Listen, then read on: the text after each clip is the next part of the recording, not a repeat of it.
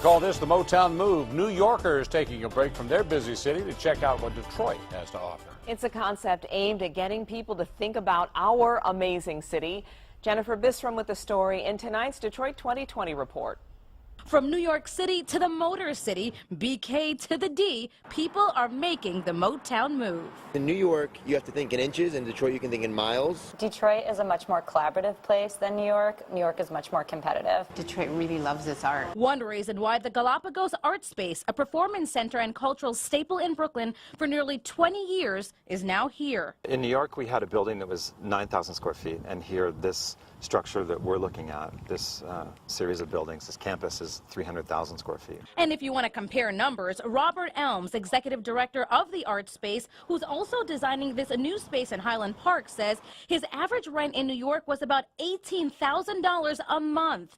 And get this, he purchased this entire property for about $25,000. Philip Kafka, a New Yorker who's quickly becoming a Detroiter too, is hoping the same for Katoy, his New York-styled Thai restaurant set to open on Michigan Avenue in Corktown this year. So this is the main area. This is like the heart of everything. There will be a lot of Michigan ingredients, but cooked in sort of Thai-style, Thai philosophy. I love the building. It's an artifact of old Detroit. It used to be a garage built in the 1920s. He's also the man behind several billboards like Detroit Now Hiring, hanging high in Brooklyn, a campaign that quickly went graffiti, with Move to Detroit spray painted on walls and bridges throughout the New York borough, known for its brownstones and bustling artists. That's kind of nervy to be slapping Move to Detroit all over New York City. Tell me where that came from and why. The concept isn't to get people to move to Detroit, but to get people who are curious and are frustrated with New York to start thinking about Detroit. Business owners say they will always have a piece of New York in them. What's one thing you miss about Brooklyn?